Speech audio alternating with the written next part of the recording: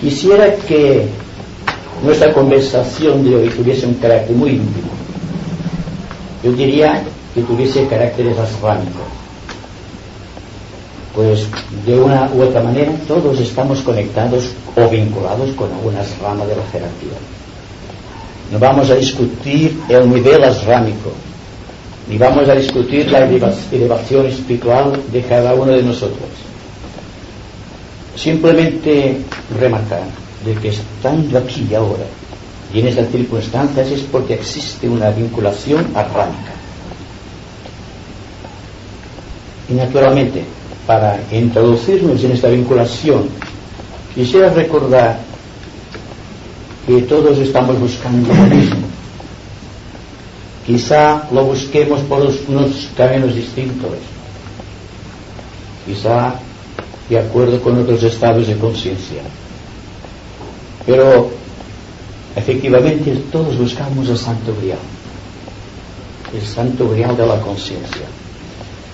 Y el Santo Grial fue el tema escogido la semana pasada para tratar de demostrar que el Santo Grial no es una utopía abstracta simplemente, sino que es la representación objetiva de una realidad omnipresente, es decir, que está por encima, dentro y a través de nosotros y que proviene del cosmos, y que por lo tanto nuestra habilidad técnica, si podemos decirlo así, será que la representación del Santo Grial tenga que ver con todo cuanto estemos realizando actualmente en el sendero que hemos emprendido. Y quisiera también, utilizando el principio de analogía, buscar la correspondencia que existe entre el Santo Grial que analizamos la semana pasada con tres definidas esferas de Shambhala y también tres definidas esferas de las ramas, porque todo cuanto esté vinculado numéricamente con el 3 tiene que ver forzosamente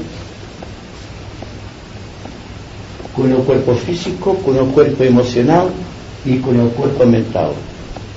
Existe después lo que llamamos el ángel solar, y más arriba podríamos poner una estrella de 5 puntas que significaría la bendición monádica a todo proceso que está siguiendo el individuo desde el principio de los tiempos.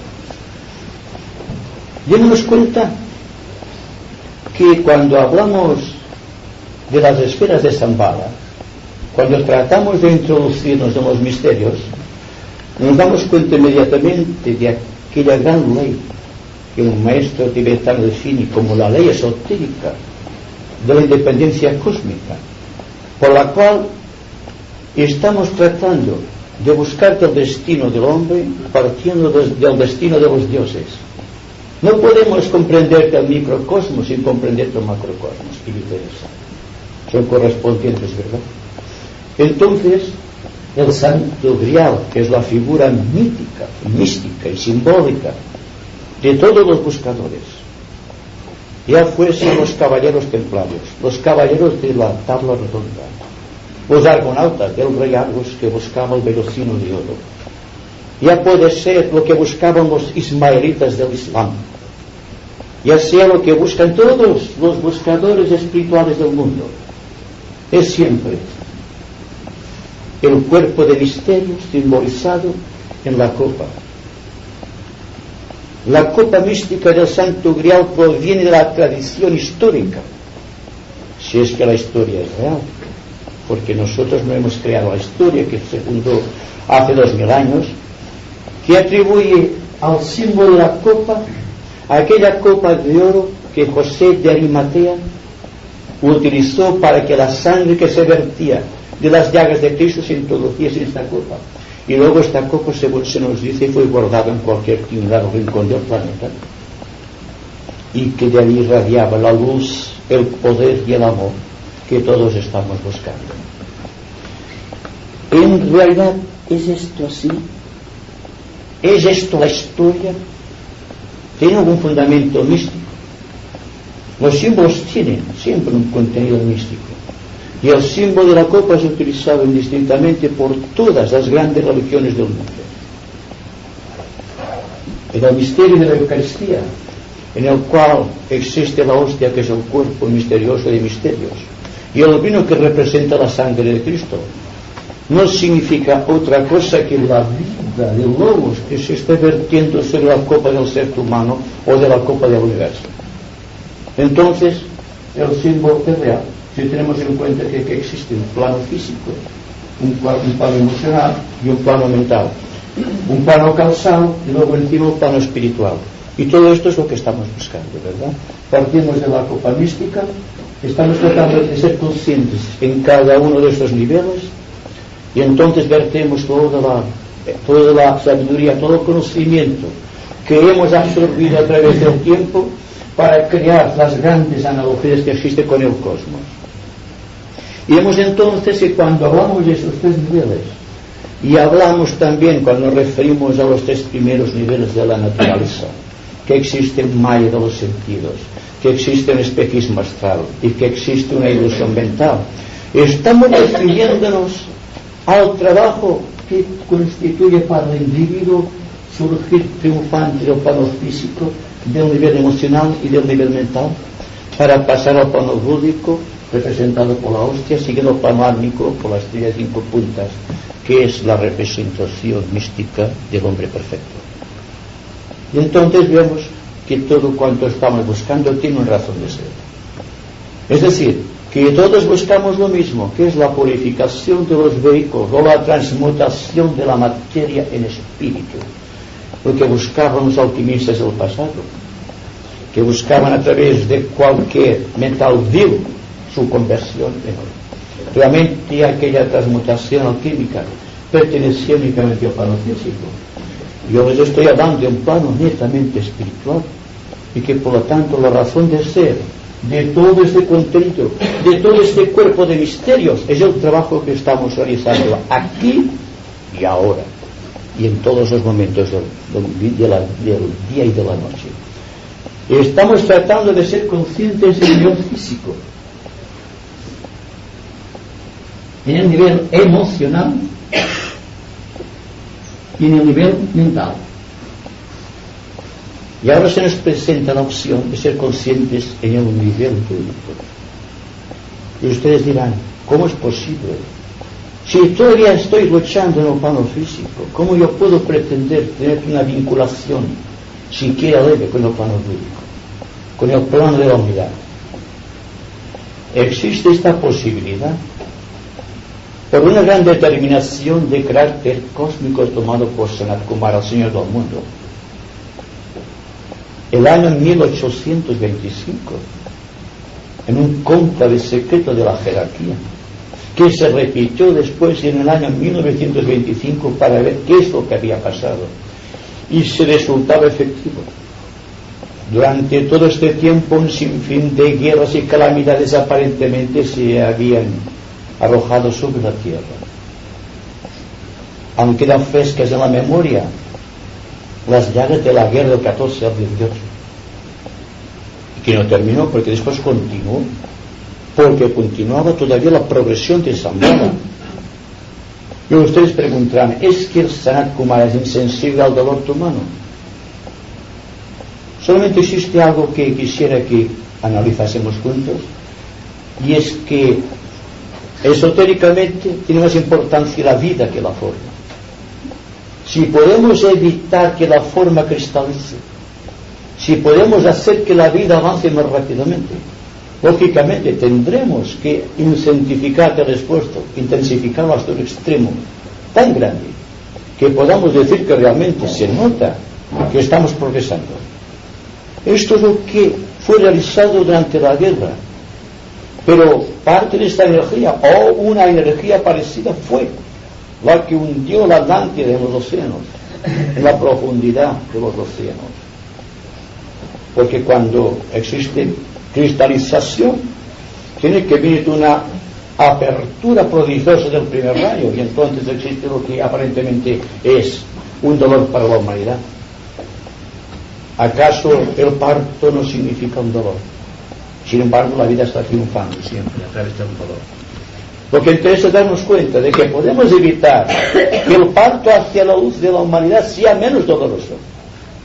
El problema es este: podemos evitar el dolor del parto, el dolor que trae consigo la iluminación. Estamos aquí ahora para ver si podemos de una u otra manera hacer práctica esta aseveración de la jerarquía, y que ahora estamos capacitados más que nunca para entrar en el sendero iniciático. Últimamente, ustedes saben, se ha venido prestando mucha información acerca de este reino de los ángeles. Anteriormente, o en el pasado, el reino de los ángeles, o el misterio de los devas, quedaba oscurecido por la tradición mística. Pero desde el momento en que se sabe ciertamente que todos los departamentos de la jerarquía, que toda la evolución del planeta tiene que ver precisamente con el esfuerzo angélico de aproximación al hombre, que existen contactos del hombre con los ángeles realizados conscientemente en cualquier nivel físico, etérico, emocional o mental, que nos dan la prueba de que existe esta corriente paralela que nos está ayudando. Anteriormente hablábamos de maya, de espejismo y de ilusión, que están en esos planos, y aquí hay la referencia. Maya, espejismo astral, la ilusión de la mente, la herejía de la separatividad, usted lo sabe.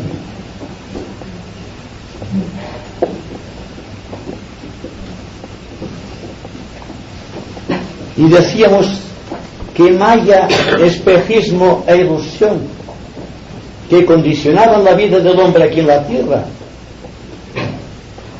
eran abstracciones, como el karma, una abstracción, como el espacio, una abstracción, como el tiempo, otra abstracción. Pero ahora, por efecto de la invasión de la fuerza de Shambhala, que destruyó tantas cosas que tenían que ser destruidas, viene una nueva concepción de la vida. Las formas que llamamos maya y espejismo e ilusión son entidades, porque hay una relación entre el maya de los sentidos, el espejismo emocional y la ilusión de la mente, con aquellos tres elementales que crearon el cuerpo físico, el cuerpo emocional y el cuerpo mental de los hombres, que también son entidades, y lo discutimos el otro día cuando hablábamos del aspecto sagrado del cuerpo de misterios del Grial, que son entidades con las cuales tenemos que luchar constantemente. Entonces cambia mucho el sistema de incorporación de conocimientos abstractos o esotéricos, cambian mucho las prácticas de lucha contra esta aparente abstracción que llamamos maya, espejismo, ilusión, o que llamamos elemental, astral, mental o físico. Entonces sabemos que luchamos con entidades, que la envidia es una entidad, que la enfermedad es una entidad, que la devoción es una entidad, que el espacio es una entidad, que el tiempo es una entidad dentro del espacio, y que estamos luchando con entidades y no con cosas. Por lo tanto, la lucha está ya en el nivel mental, ya no está simplemente en el físico y el emocional. Estamos luchando abiertamente con esas entidades, utilizando la inteligencia concreta, utilizando la mente en uno u otro sentido, pero de todas maneras estamos progresando hacia ciertas áreas de poder espiritual. Entonces hay que representarse que todo lo que constituye el plano físico, el plano emocional y el plano mental es un conjunto de entidades que están presionando sobre el hombre, entidades védicas de naturaleza desconocida. Unos son pitris solares, otros son pitris lunares, y están luchando entre sí. Y el hombre, el alma, está crucificado entre la lucha de estos elementales védicos. que tienen por objeto despertar la conciencia del hombre y hacerle consciente en todos los niveles y hacerle progresar por el sendero. Primero, el sendero de la observación, para pasar después al sendero de la aceptación y pasar finalmente al sendero de la vinculación, que están relacionados con las tres esferas de Shambhala, que están relacionadas con el aspecto de las ramas en su triple aspecto periférico.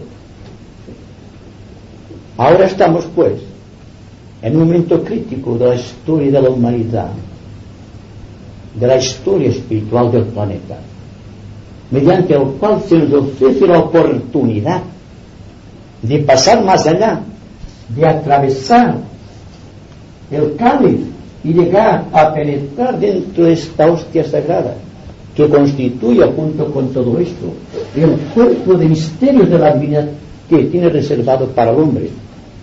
Y todo ese trabajo buscando a partir de aquí la estrella de 5 puntas se llama sendero iniciático. Podríamos decir que aquí estamos representaciones asrámicas de varios niveles. Si tenemos en cuenta que todos los niveles de Shambhala son representaciones de los planos físicos del sistema solar, y que por lo tanto la rama es la representación genuina de todo cuanto ocurre en las 7 esferas de Shambhala. Y ahora estamos progresando del sendero de la aceptación al sendero de la vinculación, en el cual el discípulo puede penetrar conscientemente en el corazón del maestro, y por eso se denomina el sendero de la vinculación, o del hijo del maestro, o del discípulo en el corazón del maestro, porque aquí se ofrece la gran oportunidad de la iniciación. Y tengo que hablarles más allá del alcance de todo cuanto podemos realizar hasta ahora, como hace el cazador que lanza la flecha muy lejos. Pero entienden ustedes que la flecha lleva un hilo atado al corazón y a la mente del hombre, y cuanto más lejos arrojemos la flecha, más lejos irá nuestro propósito, salvando el espacio y el tiempo, penetrando en las profundidades del ser divino, penetrando en las propias profundidades. Y a partir de aquí empezamos a ser conscientes de los misterios. Recuerdo la primera vez que tuve contacto con el maestro, y tengo que decirles que jamás se borrará de mi memoria. Y fue cuando me aceptó en sus ramas, y mirándome fijamente en los ojos que todavía recuerdo, con la intensidad de su ser, me preguntó: ¿quieres ser todos nuestros? ¿Y quién se puede resistir si toda su vida se ha preparado para este momento? A partir de aquí empieza a revelarse el cuerpo de misterios, y puedo decir que es realidad porque constituye una experiencia personal. Por lo tanto, todo cuanto estoy representando son realidades que todos ustedes tienen que vivir, tienen el deber de vivir, porque tal como decía el conde de Saint-Germain, el príncipe Rakowski, la iniciación no viene por efecto solamente de la evolución, sino porque es un deber social del hombre. Es un deber la iniciación, no una conquista. Podemos pasar nuestra mente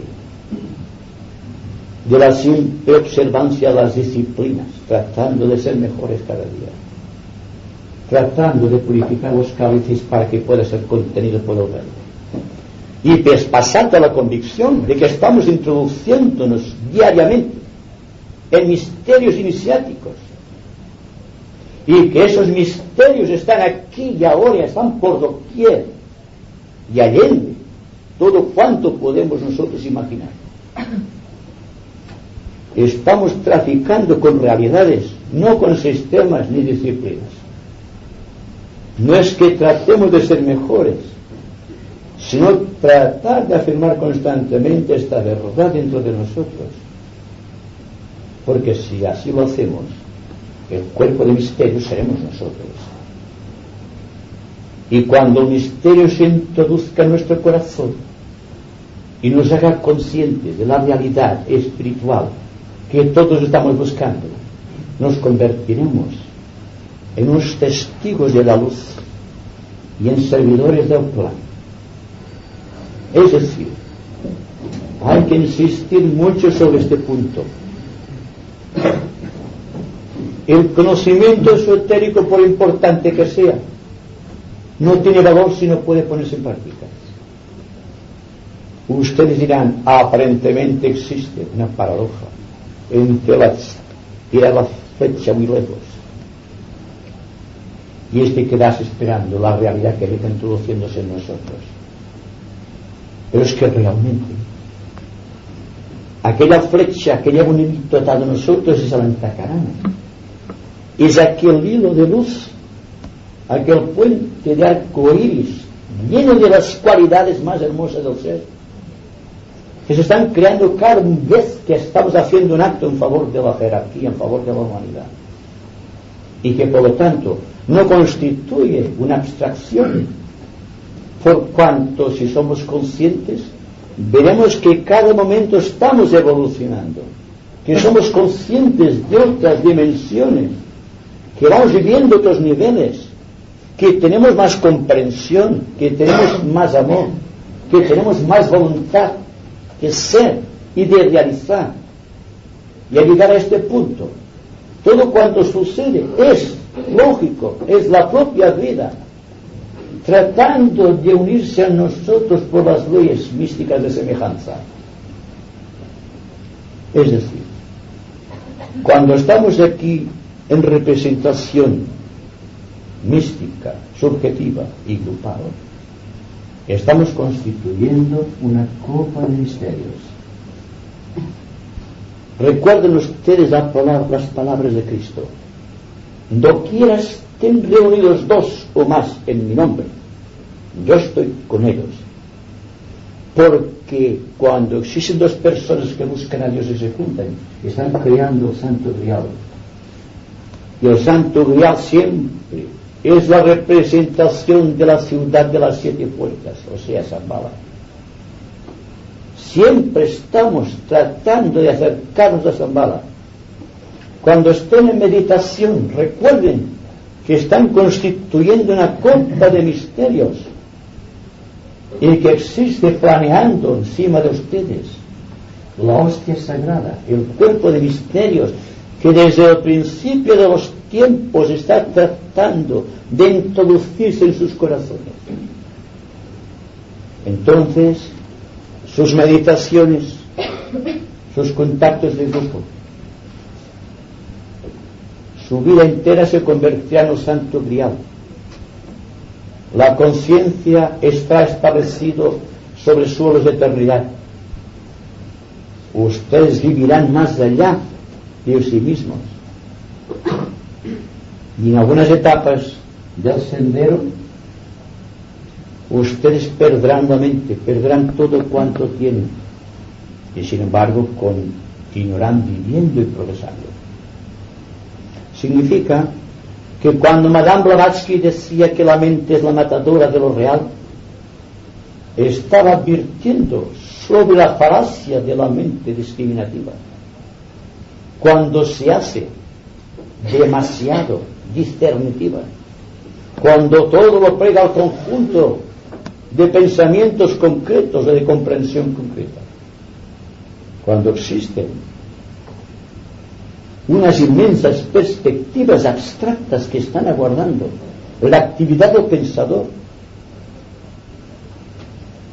Naturalmente que todo viene, como decíamos la semana pasada, porque el individuo a través del tiempo se ha identificado con sus instrumentos de relación y de contacto con los demás. Y naturalmente entonces existe una falta de percepción real. Existe una deformación del propósito y de los objetivos. Y estamos realmente varados tal como decía el señor Buda, en el fondo del río del sentimiento. Quedar cristalizados en el tiempo es lo que detiene este audaz volar del águila interna. Y hay que decir que el mundo está evolucionando de tal manera que las ramas están nutriéndose de muchos elementos que en el pasado cualquier persona hubiese dudado de su eficacia, y están trabajando en las ramas. Quizá no sean conscientes de que están tratando con el maestro de las ramas o con algunos de sus maestros o algunos de sus discípulos, sino que están simplemente reorientando actitudes, visualizando nuevas metas, tratando de ser más allá del tiempo y del espacio, vinculándose débicamente con aquella sustancia que constituye nuestros cuerpos, que está tratando de liberar el contenido sustancial débico, porque el deber del hombre es purificar sus vehículos, convertir sus vehículos en luz y liberar las vidas débicas que constituyen todas esas estructuras. Lo que más tarde haremos con el cuerpo causal, hay que empezar a hacerlo ahora en conciencia, con el cuerpo físico, el cuerpo emocional y el cuerpo mental. Estamos tratando de ser y estamos tratando de realizar, y podemos decir que estamos realizando el grial en nuestras vidas, que ya no es una abstracción, que no es un misterio escondido en cualquier remoto lugar del planeta, sino que está aquí en el corazón, que está aquí en la mente, que está en todas nuestras actitudes, y que es aquí, en estas nobles actitudes, donde debemos entresacarlo, descubrirlo, reconocerlo y alcanzarlo. Quisiera que ustedes ampliasen con sus preguntas estas ideas, porque las considero muy interesantes en los momentos actuales.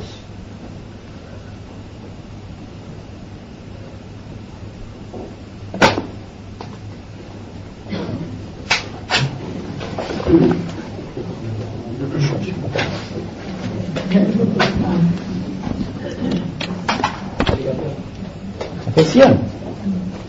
Bueno,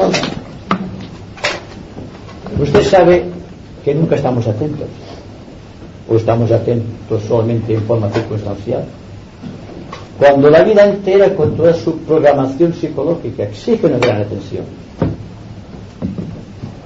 Hacemos las cosas por rutina, por hábito, no por un contacto con nuestra voluntad, porque ustedes de así, a fuerza de hacer un mismo acto, se crea una repetición que llamamos la costumbre o el hábito. Pero una parte de la atención siempre debe estar presente, para que nuestros hábitos no constituyan un agarradero para el elemental físico, el astral o el mental. Hay personas que piensan por reproducción de imágenes, no por creación. Son dogmáticos en lo pensar, porque no están atentos. Porque si hubiese atención se darían cuenta de que están siendo manipulados. ¿Manipulados por qué? Por el ambiente, por las circunstancias, por las noticias que ven de aquí y de allá, la prensa, la radio, la televisión, las revistas. Nos dicen cómo debemos pensar, cómo debemos sentir, cómo debemos actuar. No estamos atentos, estamos simplemente distrayéndonos acerca de esto que viene a nosotros. Digo que hay una atención que va más allá de la simple noticia, que penetra en los recovecos, que es psicológica esta atención, que impide que el pensador acepte todo cuanto viene a él, por pereza, porque tiene el hábito de estar desatento o estar distraído. ¿Acaso no están ustedes atentos ahora? ¿Por qué no están atentos así siempre? Y es fácil, ¿verdad? Solamente hay que establecer un principio, y este principio es eterno, es aquí y ahora y en todos los momentos. Cuando están pensando, ¿se dan cuenta si piensan ustedes o son pensados? Si es la entidad ambiente, la entidad elemental, mental, o simplemente lo que viene a ustedes a través de las noticias. ¿Quién piensa? Entonces existe la gran tensión que se llama discriminación como primer paso, que arranca del plano emocional y sube hacia el plano mental, donde se transforma en discernimiento. Y el discernimiento es atención. Cuando estamos atentos, estamos discerniendo. No es un movimiento intelectual el discernimiento. Es un deseo de descubrir qué es lo que hay, a través de todo cuanto llega a nuestra mente. Pues bien, a esto llamo atención. La atención que debe estar circunscrita en todos momentos, a todo cuanto estemos realizando, a todo cuanto realizan los demás, a todo cuanto viene de fuera de nosotros y todo cuanto proviene desde dentro. Llega un momento en que esta atención se hace espontánea, no me atrevo a decir automática porque caeremos otra vez con los vicios o los hábitos del pensador. Y entonces existe a través de esta atención un constante descubrimiento. Y este descubrimiento es la verdad que está más allá de los comentarios y de las conclusiones. No sé si me he explicado, pero dense cuenta que no estamos muy atentos. Estamos atentos en forma circunstancial, no en forma continuada. Existen vacíos dentro de la conciencia, en tanto que la conciencia debe ser un bloque unido.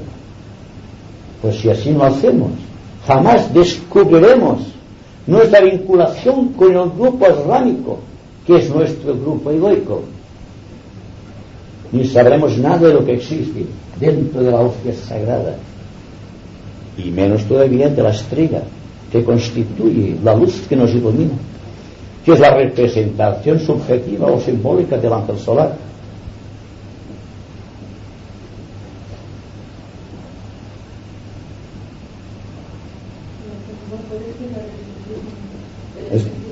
Naturalmente existe un maya de los sentidos.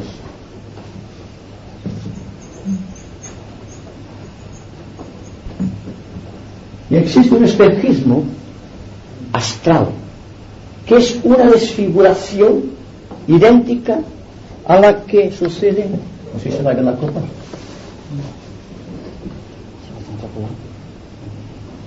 cuando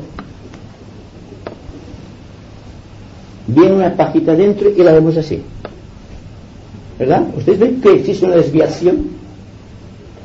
Cuando están mirando una copa a contraluz, ven que existe una deformación siempre de los ángulos de luz. Pues bien, el espejismo que está vinculado con el agua, está creando una deformación de todo cuanto proviene del mundo superior. Y es cuando existe la atención del discernimiento, cuando esto continúa su progresión y vemos la figura hacia abajo. Existe también una inclinación del eje de la Tierra con relación a la eclíptica, que es de 23 grados 28 minutos, que hace que los rayos del Sol al llegar a la Tierra estén bifurcados, estén oblicuos, y aparentemente esto causa cierta confusión, singularmente cuando estamos luchando con Kurukshetra. El Kurukshetra es el plano astral, en los 3 niveles inferiores, que son los que constituyen la gran lucha del discípulo. Por lo tanto, el espejismo que siente, por ejemplo, el caminante en el desierto, siempre ve agua. No ve animales, ve agua, precisamente porque la deformación siempre es acuosa, porque proviene del plano astral. El deseo del agua hace aparecer el agua. No existe el agua, es un espejismo, ¿verdad? Pues bien, estamos identificados con muchas cosas, con muchos deseos que impiden que veamos claramente la realidad, y que por lo tanto los ángulos de incidencia de la luz que proviene del alma superior nunca pueden ser convenientemente interpretados, porque existe esta refracción, este espejismo. Y el espejismo está en todos los niveles del plano astral, como la ilusión de la mente está en todos los niveles. Cuando reconozcamos que el plano astral en su totalidad es una entidad, y que esta entidad constituye el cuerpo astral de la divinidad, cuando nos demos cuenta que la tercera esfera de Shambhala, o la segunda esfera de Shambhala, es el cuerpo emocional de Sanat Kumara, o del logos planetario, y cuando nos demos cuenta que el plano físico es el cuerpo físico del logos solar, y que la esfera física de Shambhala es el cuerpo físico del Señor del mundo, y que constituyen desde el ángulo cósmico tres entidades distintas con las cuales tiene que luchar el logos planetario, como nosotros estamos luchando contra el maya, la ilusión y el espejismo. Entonces la cosa cambia, y seguramente que en sus niveles el logos planetario también tendrá sus espejismos, que para nosotros es la perfección.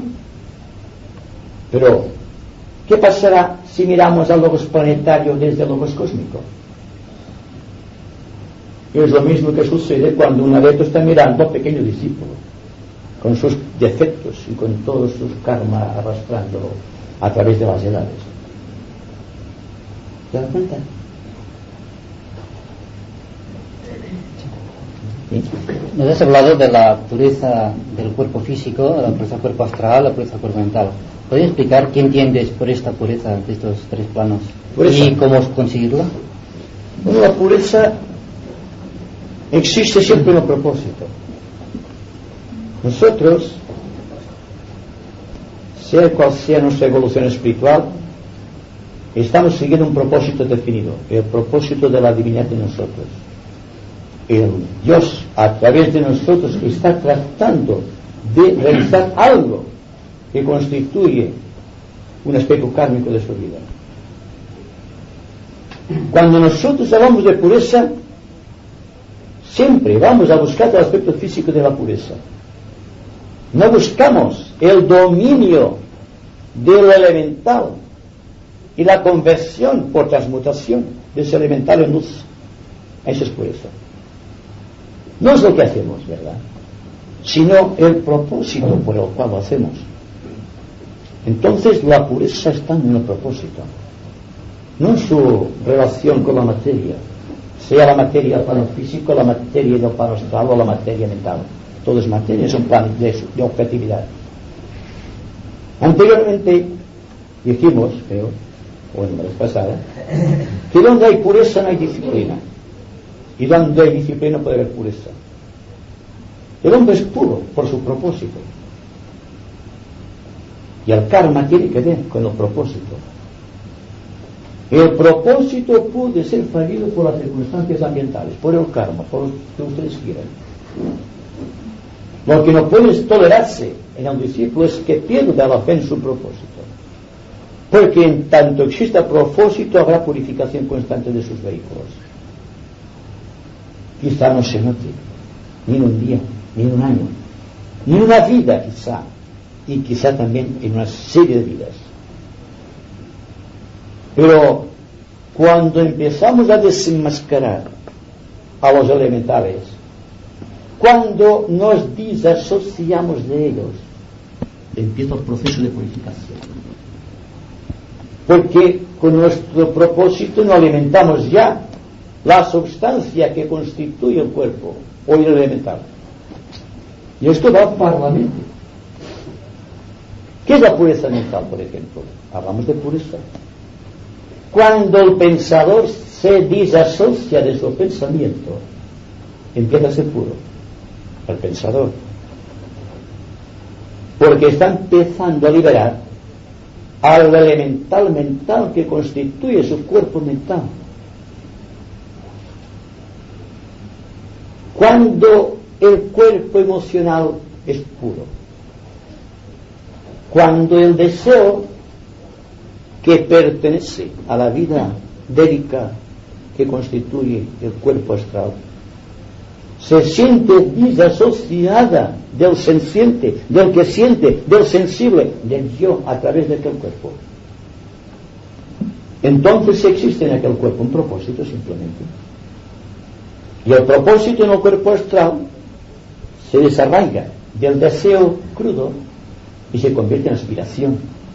Y cuando llega a máxima aspiración se crea una pureza en el cuerpo astral. Es decir, el desenmascaramiento de las entidades que constituyen nuestro cuerpo físico, nuestro cuerpo astral y nuestro cuerpo mental.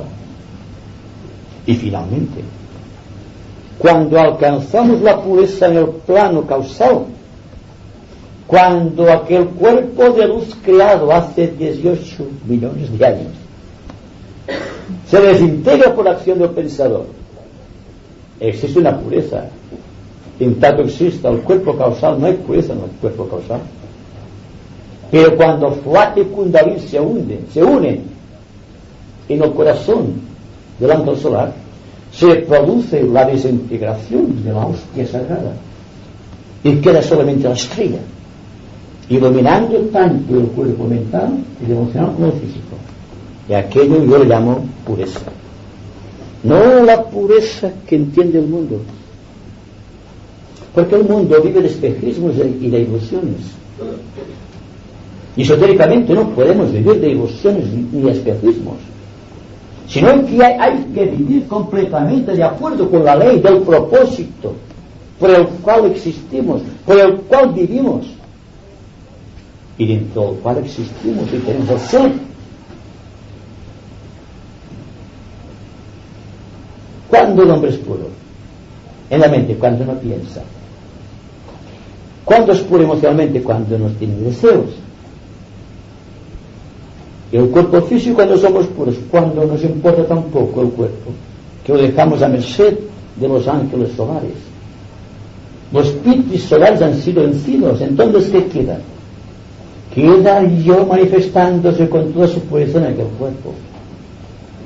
Una pureza muy distinta de cuanto compete al mundo que observa el desarrollo de los acontecimientos y que se atreve a juzgar a los demás en términos de pureza. Una pureza es ridícula, una pureza simplemente física que no tiene significado esotérico.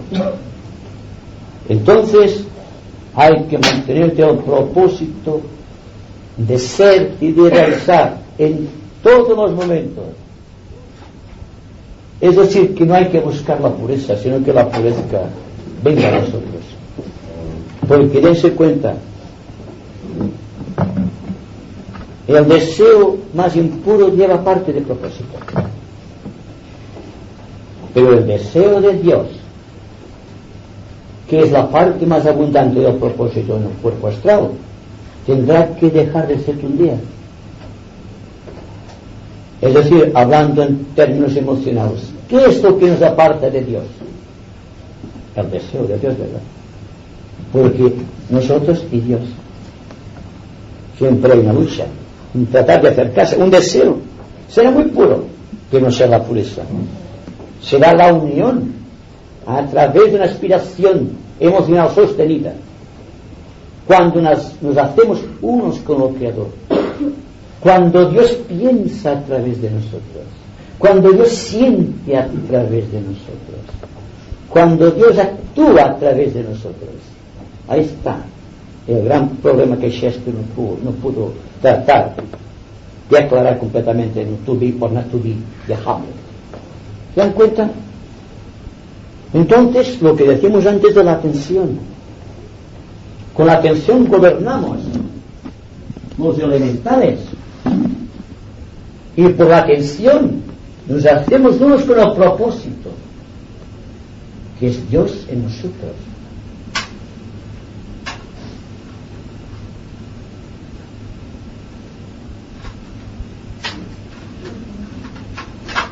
¿Qué papel juega o si tiene alguna relación el temor con esta malla, este espejismo o esta ilusión? Precisamente el temor como parte del espejismo astral. Si ese temor es algo que potencia Eso, que no nos podamos liberar de eso. Exacto. El temor es el mayor impedimento del hombre. Es la antítesis, por decirlo de una manera, del propósito. Es caerte en las redes del elemental emocional. Y naturalmente, por experiencia tengo que decirles que en el drama se está ilustrando al discípulo para que no tenga miedo. Y para que no tenga miedo tiene que pasar por ciertas pruebas astrales. Y que tiene que estar muy convencido realmente de que no tiene miedo. Por ejemplo, una persona que tenga miedo a la oscuridad se la encierra, no vayan ustedes a reír, en una habitación oscura y que esté allí un buen rato y que esté muy atento a la oscuridad. Al cabo del momento se dará cuenta de que no existe nada allí, que todo es ilusorio. Es cuando vemos la oscuridad aparte de nosotros que tenemos miedo. Pero cuando nos introducimos en la oscuridad vemos que no pasa nada. No pasa lo mismo con la muerte. ¿Por qué tenemos temor a la muerte? Si es un acto que hemos realizado miles y miles de veces durante el curso de nuestras dilatadas vidas, a través de todos los reinos hasta llegar al reino humano. ¿Por qué tenemos miedo? Porque la entidad astral quiere mantener el dominio sobre nosotros. Y entonces nos hace sentir a través de la imaginación, porque la imaginación es astral, es mental, nos hace sentir miedo. ¿Dónde se localiza el miedo? ¿Se han dado ustedes cuenta? En el plexo solar, en el astral. Nada tiene que ver con la mente. Cuando la mente se da cuenta de lo que le causa miedo, ya al propio tiempo se da cuenta de la absurdidad del miedo, automáticamente se disuelve el miedo. El último gran miedo del discípulo es cuando tiene que atravesar aquel pasillo oscuro, por decirlo de alguna manera, en donde no existe tiempo, que es una oscuridad. Cuando el antacarana no nos sirve para progresar, porque el antacarana ha sido construido con sustancia mental. Yo les hago a ustedes del paso que va del nivel abstracto mental al plano lúdico, y entonces queda una inmensa oscuridad. Y a veces el discípulo permanece vidas y vidas con el miedo a pasar aquella oscuridad. Es la última gran prueba, y tengo que decirles que en cada iniciación hay algo de esto, porque hay que atravesar varios planos y subplanos, y en cada paso que va de un subplano a otro, o de un subplano inferior a un subplano superior, existe un vacío que hay que atravesar, un vacío regido por las leyes místicas del espacio, que es una entidad que está actuando siempre, reaccionando contra cualquier actitud, contra cualquier pensamiento, contra cualquier sentimiento del hombre. Entonces el miedo debe desaparecer. Es la rémora que impide que nuestra barca avance, que priva de que marchemos directamente a nuestro objetivo. Si les dijera a ustedes que la atención nos libera del miedo, porque de una u otra manera nos libera de la imaginación. No sentimos miedo por algo, sino por nuestra propia imaginación. El día que el hombre controle la imaginación, habrá controlado el miedo, porque habrá controlado el plano emocional. Se habrá adueñado el secreto contenido en su átomo permanente astral. Habrá vencido al elemental astral que constituyó su cuerpo, y lo gobernará con amorosa devoción, utilizando una frase de lo maestro tibetano. Y a partir de aquí veremos que el miedo no tiene razón de ser.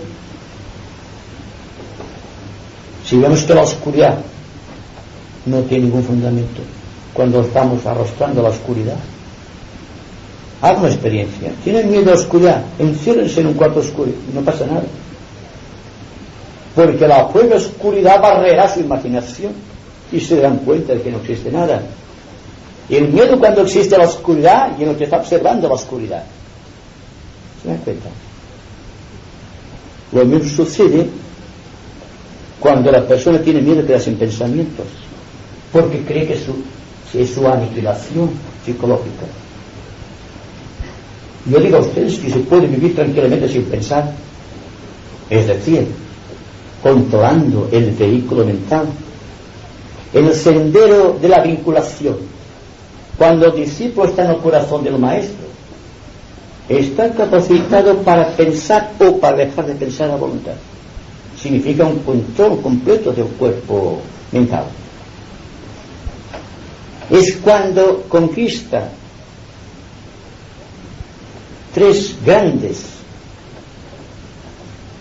fuerzas que constituyen su trabajo de servicio en la vida. Por ejemplo, puede establecer contacto telepático con el maestro en todos los momentos del día y de la noche, siempre y cuando esté justificada esta llamada al maestro, en virtud que el maestro le da la confianza de que puede llamarlo porque está vinculado kármicamente con él. Segundo, puede establecer contacto con sus hermanos de grupo, utilizando también el agente telepático, aunque en un grado menor. Puede recibir ayuda, consuelo en ciertos casos, incorporación en algún servicio definido. Puede establecer contacto con los devas, a voluntad también, porque controla en cierta manera y en gran medida el cuerpo emocional. Entonces domina una gran porción de este elemental emocional de su vida y domina por efecto de una gran extensión del campo emocional que lo rodea o su medio ambiente. Se convierte en un creador psíquicamente hablando, porque puede controlar ciertos devas. Y en tercer lugar, puede crear su propio grupo esotérico, utilizando la relación que le presta al maestro y a las ramas. Puede crear este grupo y que este grupo vaya creciendo de acuerdo con el impulso que el maestro transmite a través de cada discípulo. Y entonces se está creando en el mundo, como les decía antes, una gran participación activa a través de muchos discípulos diseminados por todo el mundo, que están creando el camino de Cristo para cuando retorne.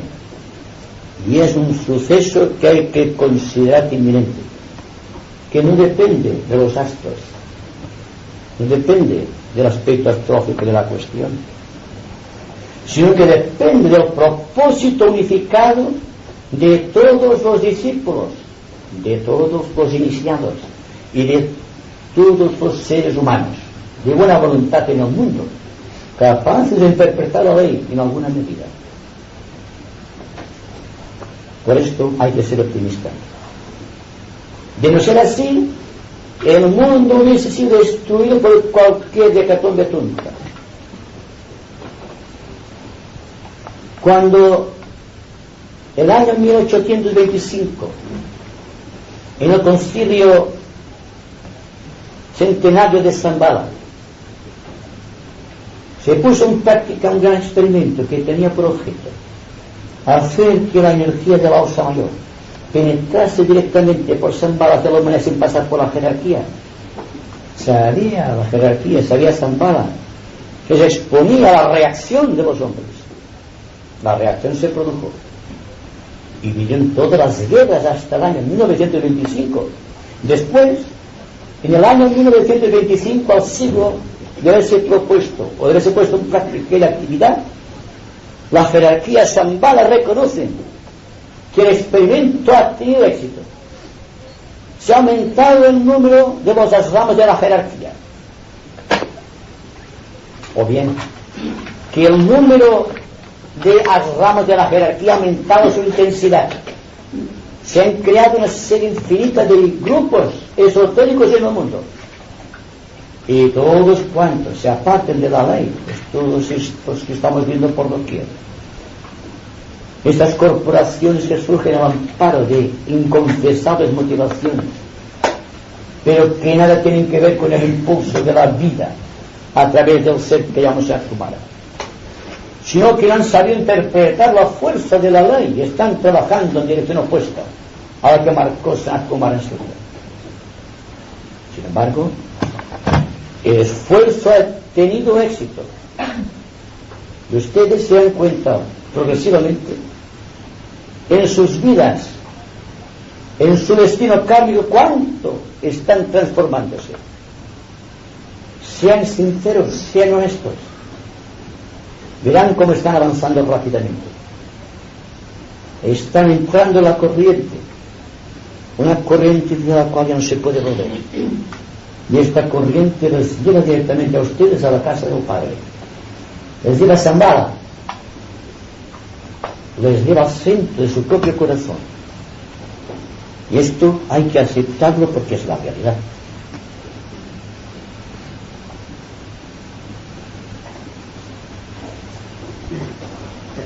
Tal y como entiendo como que la meditación entonces en todo este proceso sería como un total desapego de lo físico, de lo emocional y lo mental, ¿no? Sería una meditación sin formas, ¿no?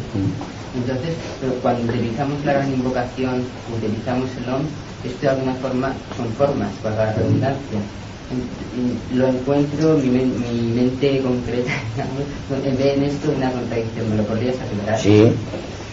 Habitualmente, cuando la persona está meditando, está más entretenido en los efectos de la meditación que en la propia meditación. Y la meditación es un acto de servicio. Primero, pues usted ha citado la gran invocación. Hay personas que citan la invocación en forma física, no es la palabra hablada. Hay personas que dan un contenido emocional. Hay personas místicas orando y pidiendo a Dios, siempre están pidiendo los místicos, ¿verdad? Y el aspecto mental que está siguiendo cierta dirección. Entonces, hay una disasociación entre sí de los tres vehículos de la conciencia. Por ejemplo, el que simplemente habla está disasociándose de la emoción y de la mente. El emocional está disasociándose del cuerpo físico y del cuerpo mental. Y la persona muy mental se está disasociando del cuerpo astral y del cuerpo físico. Pero ¿qué sucederá cuando la meditación, cuando el mantra, el que sea, surge de un propósito unificador?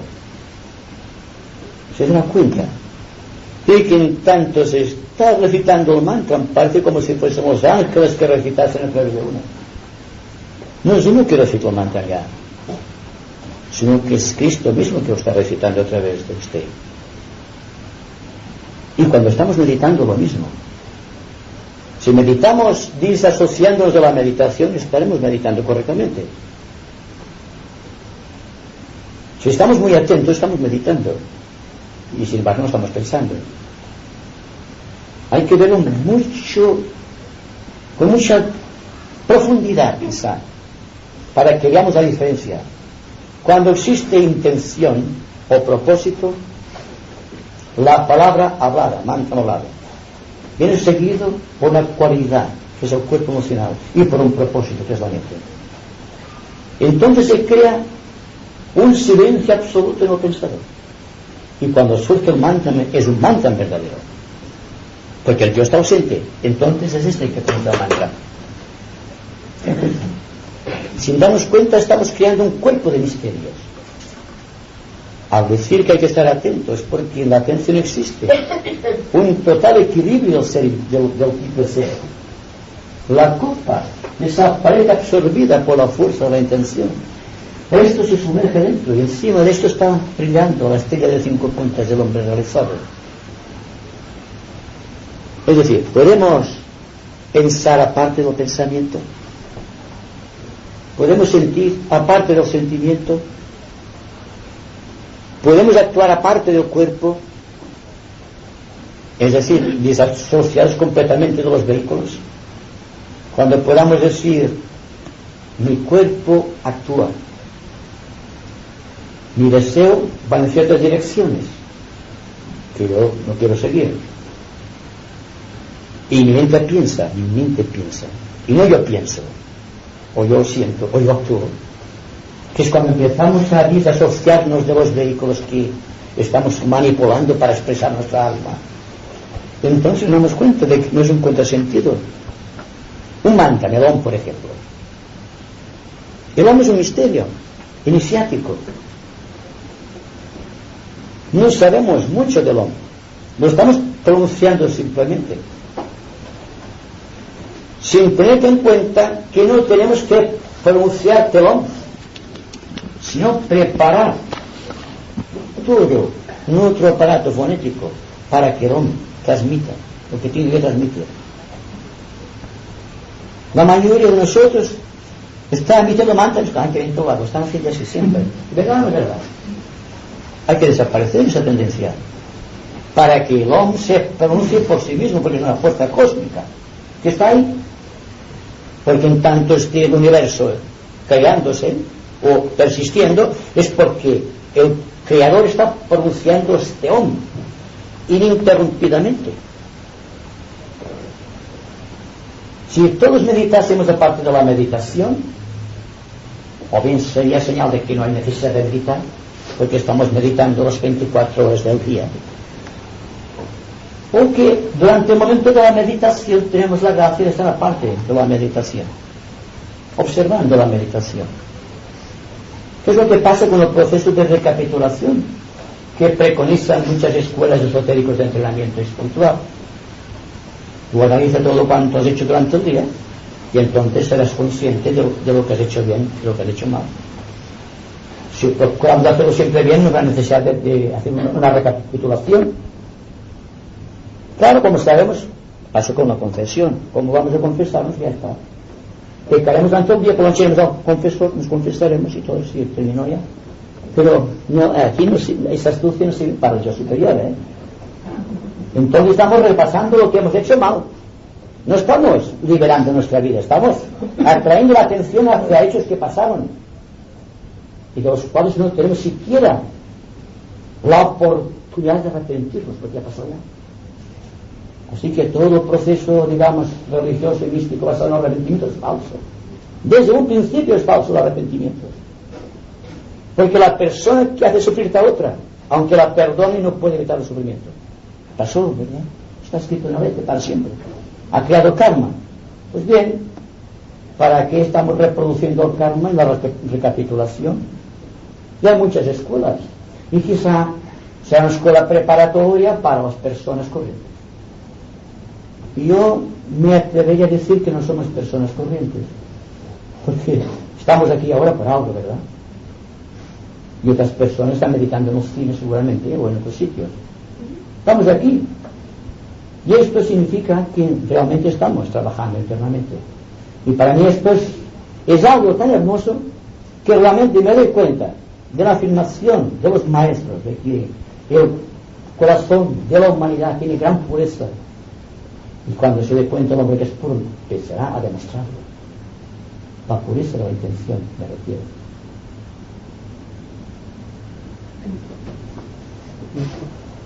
Quería preguntarte el concepto de servicio relacionado con el Agni Yoga y el Raja Yoga. Parece que hasta ahora se ponía bastante énfasis en algunas escuelas en el concepto de servicio como una creación de formas mentales, de luz, de una voluntad y tal. ¿Esto qué relación, cómo entronca, cómo se engarza con el proceso de Agni Yoga? Yo diría que cuando el discípulo, hablamos en términos de discípulo, está constantemente preguntándose cuál va a ser su campo de servicio, constituye una preocupación.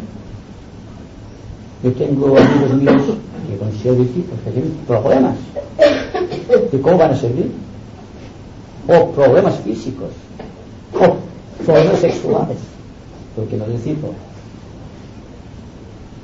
Y sin embargo, el problema siempre está aquí, más que en otro campo, está siempre aquí. Y se ve aquí cuando el discípulo puede darse cuenta realmente de la situación. Estamos tratando de buscar en los recovecos del ser alguna indicación de cómo vamos a vivir nuestro servicio. Eso no puede ser. El servicio tiene que venir a nosotros, no nosotros ir hacia el servicio. Lo mismo que el maestro. Y el discípulo no debe buscar jamás al maestro, sino esperar que el maestro venga a él. Él solamente debe tratar de ser correcto en sus actitudes. En la corrección de las actitudes está la garantía de que el maestro acudirá, porque existen lazos kármicos. Pues bien, el servicio es lo mismo. Hemos nacido para servirnos los unos a los otros. Lo que preguntamos no es cómo servirnos, ¿verdad? ¿Cuál es mi campo de servicio? Y les confieso a ustedes que había pasado muchos años preguntándome ¿cuál era mi campo de servicio?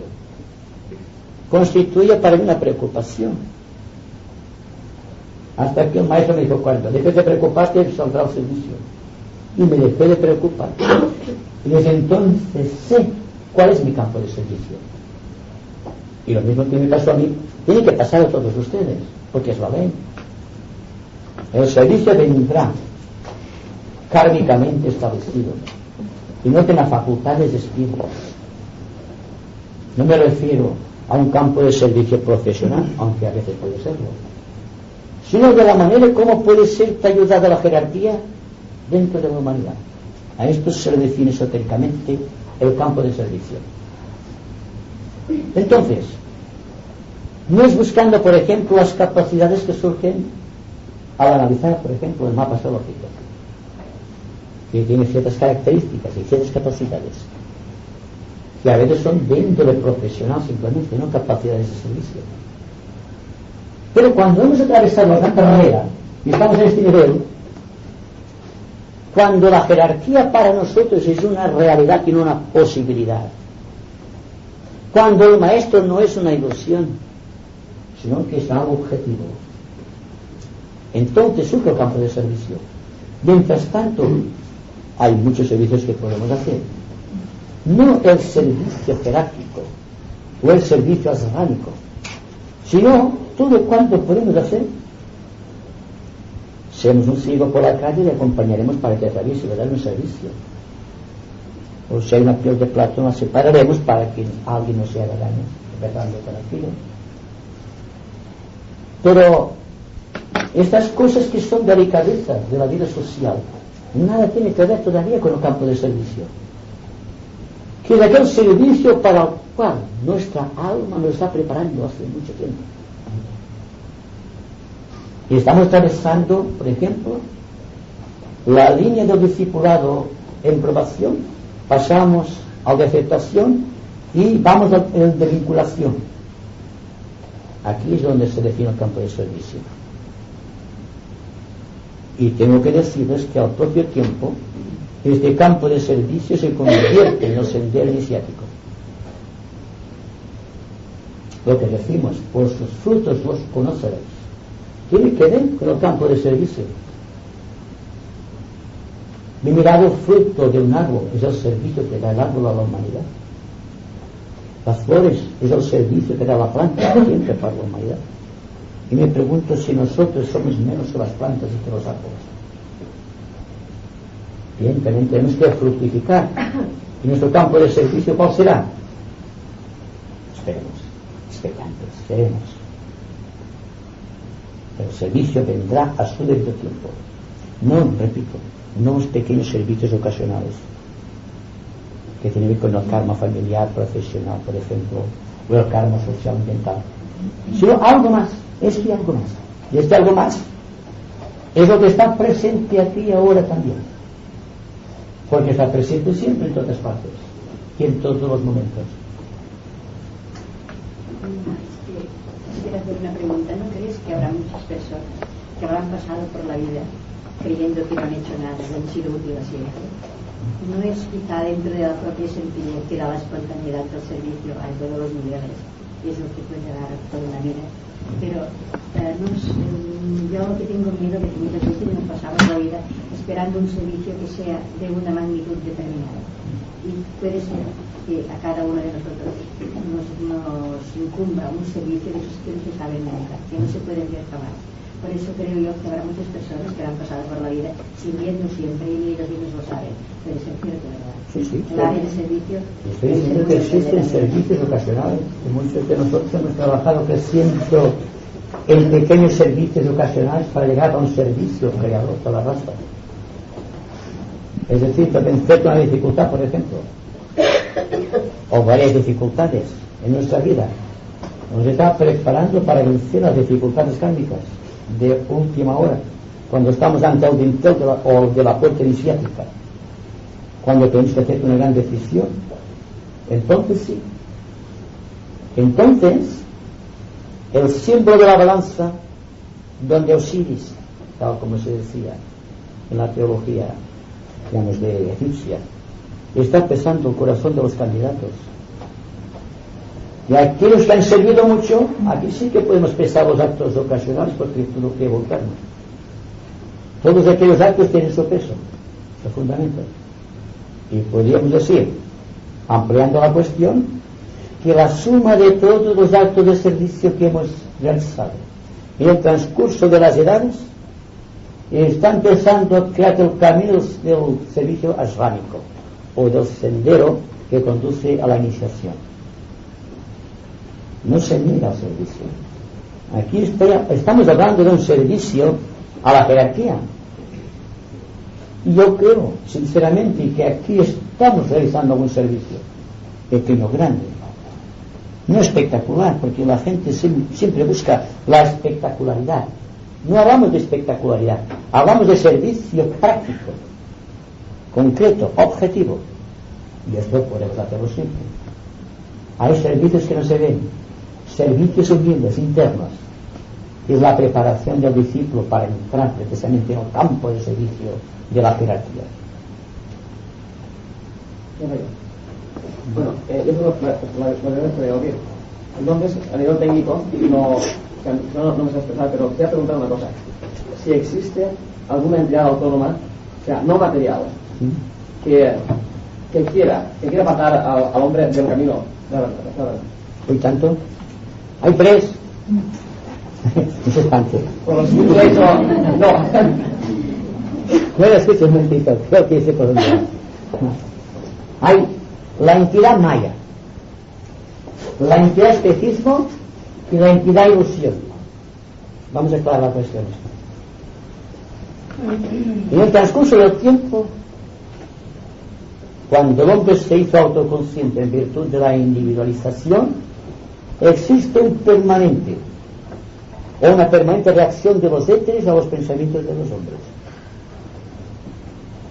Todos los pensamientos que van contra la ley, contra el orden y la justicia, todos los pensamientos vagabundos, erráticos, inferiores, están creando, por esta reacción de los éteres, una entidad que llamamos egregor. Hay el egregor de cualquiera de los pecados capitales. Así que miren, se van surgiendo entidades, ¿eh? Los pecados capitales son 7, usted lo sabe, ¿verdad? Pues bien, la suma de todos los pecados capitales, la suma de todos los egregores que están realizando su perniciosa labor en el plano mental, están creando la ilusión de las mentes. Y naturalmente, nuestro elemental, que es una esponja absorbente, está absorbiente de los egregores, está chupando, por decirlo de alguna manera, de los egregores aquella fuerza que va robusteciendo su poder hasta que el hombre se da cuenta de que está siendo manipulado, que es lo que decíamos anteriormente. Pues bien, lo mismo ocurre con el especismo. Todo cuanto el hombre ha deseado de infame, de innoble, el sadismo desatado, el psiquismo inferior, todo cuanto ustedes pueden meter en el deseo, en el sentido inferior, ha creado en su totalidad los egregores que en su totalidad, en su conjunto, constituyen el especismo. Parte de ese especismo viene provocado precisamente por invasión de fuerza cósmica de otros sistemas solares, unos en descomposición. Por ejemplo, la Luna está descomponiéndose y sin embargo llegan a la Tierra oleadas de fuerza psíquica, y esta fuerza psíquica está engrosando el volumen de los egregores que constituyen el espejismo en el plano astral. Y naturalmente nuestro elemental astral, el que constituye nuestro cuerpo astral, está absorbiendo de todas esas entidades, singularmente de todo cuanto constituye el espejismo, la parte del espejismo que nosotros por falta de atención dejamos que penetre. Y ahora vayamos al plano físico, el mayo de los sentidos. Todos los sentidos desordenados del hombre han creado una reacción en el éter. Por ejemplo, la pornografía, que está matizando el lado de la tierra. Ustedes no saben de cuántos egregores, singularmente actualmente, con los cuales tienen que luchar las ramas de la jerarquía, y constituye una preocupación de los maestros, porque incita al movimiento sensorio constante. Porque bien mirado, el animal se siente regulado por ciclos en lo que respecta al sexo, pero es que el ciclo del hombre tiene 24 horas cada día y después continúa la mañana siguiente, ¿verdad? Pues bien, todo esto está en el maya de los sentidos, está en todo cuanto constituye el campo etérico, donde pululan todas esas entidades o egregores, estos pitris lunares que crearon nuestro cuerpo físico y que por lo tanto tiene un poder tremendo sobre nosotros. Entonces, vete a idea y usted continúa. Entonces viene esto, que en el momento en que nos independizamos en cierta manera en un medio, nos independizamos también de los egregores, y al propio tiempo trabajamos desarrollando una desintoxicación con respecto a nuestros cuerpos. Estamos creando lo que hacemos a gran distancia, que nos permite observar tranquilamente. Sí, entonces el hombre se avala solamente de su inteligencia para luchar contra todos estos señores perniciosos. ¿Cómo ha dicho? Entonces usted dice que hay una serie de agentes que son negativos para el hombre. Entonces yo pregunto si nuestra defensa es nuestra inteligencia solamente. No. Ahora voy a la parte buena. La parte optimista, no. Porque de la misma manera que el hombre está creando elementales o egregores que constituyen los pecados capitales, hay otros egregores que constituyen los virtudes. Vamos a buscar la cuestión, porque aquí usted decía entidades. Claro, parecía que quería entidades malas. Vamos a dar un poco, refrescar un poco el asunto. Entonces, los egregores malos tienen compensación con los buenos, con los que han sido creados en otros niveles de acción del hombre. Pero ahí está algo que hay que tener en cuenta. Entonces, el que decide la cuestión es el egregor que hemos creado nosotros, que puede estar identificado con este egregor que constituye el pecado capital, o que el otro egregor que constituye las virtudes capitales. Significa que en definitiva siempre tenemos el contrapeso de la ley que nos ayuda. Entonces, si nuestro elemental ha sido robustecido por nosotros mismos, si a cada cuerpo hemos dado todos sus gustos y no nos hemos preocupado, si hemos estado siempre de una manera aparte de nuestro propio ser y a favor del vehículo, entonces existe una tendencia hacia los egregores que constituyen, digamos, el aspecto negativo de la cuestión. Pero cuando el individuo entra ya en el sendero, el de aprobación, el de aceptación y luego de vinculación, entonces es al revés, está desintegrando egregores. Primero porque ya no asocia su labor a la labor que están constituyendo los egregores. Me refiero a los egregores negativos. Y sin embargo está creando egregores luminosos, egregores positivos. Entonces es cuando se convierte en un servidor, porque va a un servicio. Porque el mejor servicio es la lucha del hombre contra sí mismo. Porque entonces está ampliando su apertura, está disasociándose de todo. El servicio primero es crear un cuerpo mental puro, un cuerpo emocional puro y un cuerpo físico que responde a la pureza de la mente o de la emoción. Y entonces tenemos un servidor, un testigo de la luz, el servidor del plan o el servidor de la jerarquía. En el caso contrario, ayudaría a favorecer aún más el mal, ¿no? Naturalmente, no es que lo hacemos, realmente lo hacemos. Y podríamos decir, ¿Más allá de la muerte? ¿Cómo? Incluso más allá de la muerte. Más allá de la muerte, naturalmente. Porque cuando estamos más allá de la muerte, lo que pasa es que no tenemos cuerpo físico, pero la conciencia es la misma. Por lo tanto, continuamos trabajando en favor de las fuerzas de la luz o de las fuerzas de la sombra. Estamos de una u otra manera siendo al guardián del umbral o al ángel de la presencia. Estamos siempre en el centro de la cuestión.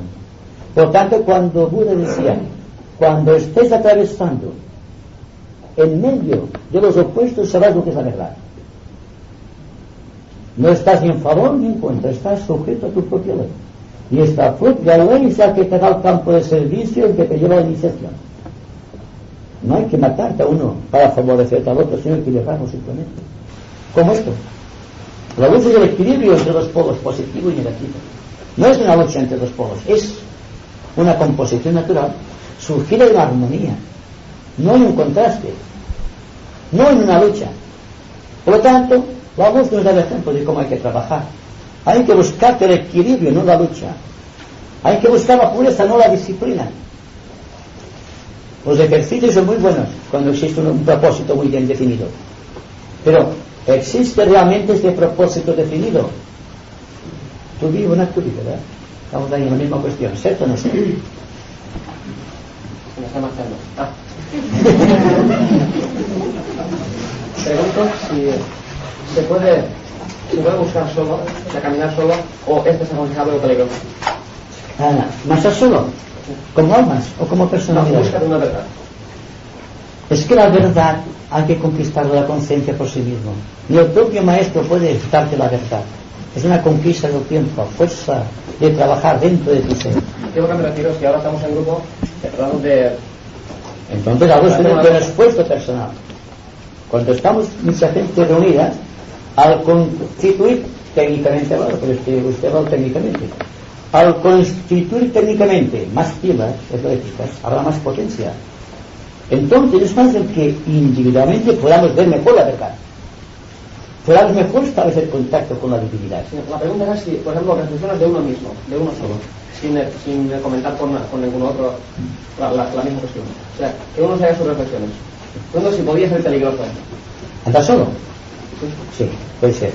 Hasta que no lleguemos a un punto en el cual tengamos que atravesar el sendero iniciático. Ahí sí que hay que andar solo. Porque nadie puede decidir por nosotros.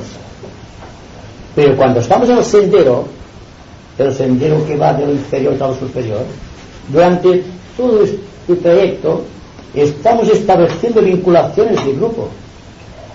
Más todavía, estamos vinculados en el plano causal, en nuestro propio grupo egoico.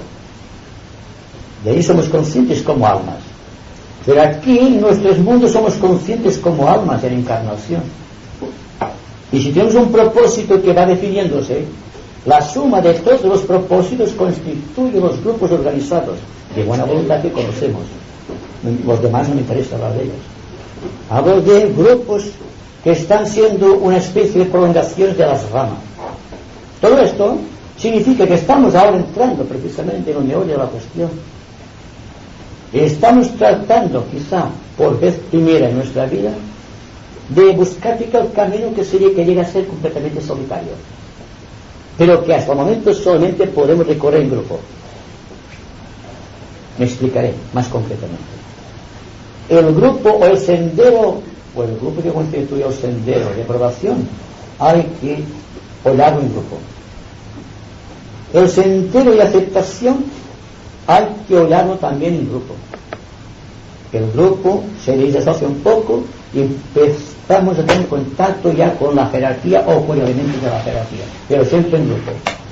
Pero en ciertas etapas de la vinculación dentro del corazón del maestro llega un momento en que debemos marchar solos, pero entonces tendremos la fuerza para poder andar solos, sin sentirnos de una manera condicionados por el grupo. porque estaremos vinculándonos con el grupo de almas. Y sin embargo, aparentemente, hay una disasociación del grupo personal del grupo egoico. Y sin embargo, el discípulo es el único que puede conectar el grupo personal con el grupo espiritual a través de sí mismo. Pero él debe correr solo este camino. Nadie puede acompañarlo. Y cuando establecido el contacto con el cuerpo egoico y con el grupo de almas que constituyen el peto egoico dentro del corazón de cierta entidad que desconocemos, pero está ahí, que constituye nuestra alma grupo, entonces existe la iniciación como última consecuencia. Y a partir de aquí, todo cuanto venga sea la voz de Dios a través de nosotros. Porque tal como decíamos antes, pensaremos con la mente de Dios, o la mente de Dios pensará a través de nuestra mente. De nuestro cuerpo emocional tendrá su expresión sentimental, y a través del cuerpo físico sus radiaciones físicas. Pero siempre, en el fondo, a pesar de que constituyamos grupos y que grupalmente nos estemos ayudando, hay que darse cuenta que el trabajo hay que hacerlo siempre solo. El trabajo de la meditación al servicio, también hay servicios colectivos. Pero aquí me refiero yendo siempre a un fondo de la cuestión. En aquel fondo de la cuestión, en el cual atravesamos los 3 senderos y buscamos ya el sendero iniciático. En cierta manera hemos vencido el maya de los sentidos, del espejismo de las emociones y también las ilusiones de la mente.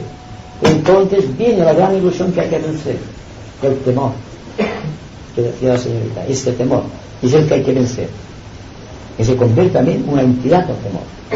Y a partir de aquí ya siempre iremos solos, y sin embargo estaremos cósmicamente siempre en grupo.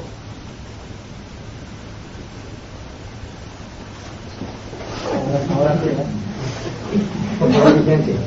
Has dicho antes repetidas veces que el maestro está vinculado con el discípulo kármicamente. ¿Qué tipo de vinculación es? Kármica. Precisamente porque el maestro constituye un pétalo más desarrollado que nosotros dentro del gran grupo egoico. Y desde muchos milenios el maestro está unido a su discípulo y el discípulo a su maestro, pues lazos kármicos que no provienen de las leyes específicas de espacio, tiempo o el aspecto astrológico, sino que dependen de la vinculación que proviene del campo causal, de aquella agrupación de almas de la cual el maestro es un pétalo superior y el discípulo un pétalito inferior, y que se han visto juntos, reunidos, vida tras vida, quizá en forma intermitente durante muchos, miles y miles de años, quizá cantidades sobrecogedoras de tiempo. Y cuando los discípulos se encuentran presente del maestro por primera vez, se da cuenta que siempre lo ha conocido, que siempre lo ha visto en sueños, que siempre ha participado en cosas que tienen realmente importancia en su vida. Su voto es familiar. Es decir, que existe una vinculación que, aunque venga del tiempo, es más del tiempo. Y es precisamente por este misterio entretejido de rayos y karma que se realiza la iniciación del discípulo, siendo el maestro uno de los que le acompañan ante el iniciador. El último acto de karma, continúa después, es aquel en que el discípulo se siente guiado por su maestro en la gran prueba iniciática. Y otra cosa que dijimos semana pasada, quizá no tenga tanta importancia, que la vinculación del alma humana con alguno de sus elementales físico, estado mental, puede constituir dentro de millones de años una unión en la cual el alma será un lobo solar y el elemental un arcángel constructor. Quizá no sea siempre el mismo proceso, pero cósmicamente, se dan muchos casos en el cual el elemental se ha sentido unido al alma, porque el elemental tiene conciencia. Al principio tiene conciencia, más adelante tendrá autoconciencia, y lo ha conseguido precisamente debido a la fuerza que le ha impreso este alma, y kármicamente, por lazos, digamos, de agradecimiento, reencarna o toma cuerpo siempre ayudando al alma. No sé si comprenderán la analogía, pero estos casos son frecuentes precisamente en un sistema de segundo rayo como nuestro.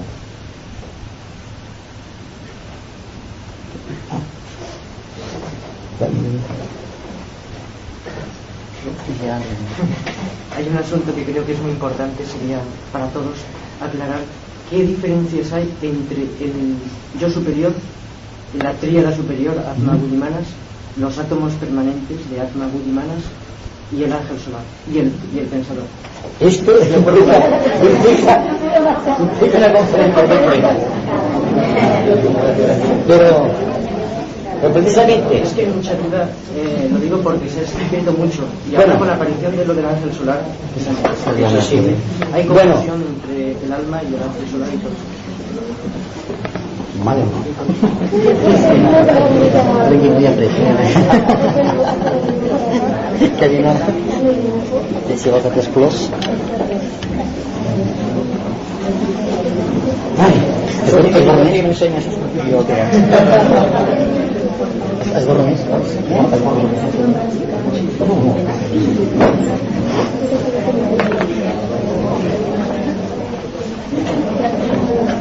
es que habitualmente en otros sistemas, digamos, otros esquemas, no precisamente a la Tierra, la relación de los tres cuerpos, tenemos aquí, mental, astral y físico, hasta llegar el alma que está practicando con ellos aquí, en el centro, siempre es un proceso escalonado, que va surgiendo el físico, haciendo al mental, luego va al mental.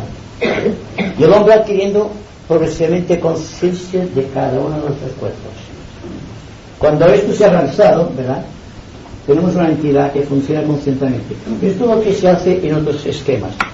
Pero nuestro esquema es diferente, porque debido a que es el cuarto esquema de la cuarta cadena, de la cuarta ronda, del cuarto planeta, que está dando ya el cuarto recorrido, cuarta ronda en esta cadena, para acelerar el proceso, porque esto explico muy bien, mejor no diré yo.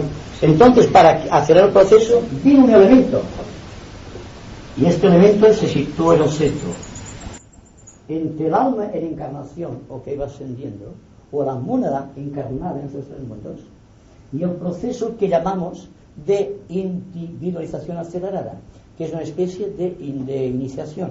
Y entonces, procedente del plano mental cósmico, viene una entidad que llamamos el ángel solar.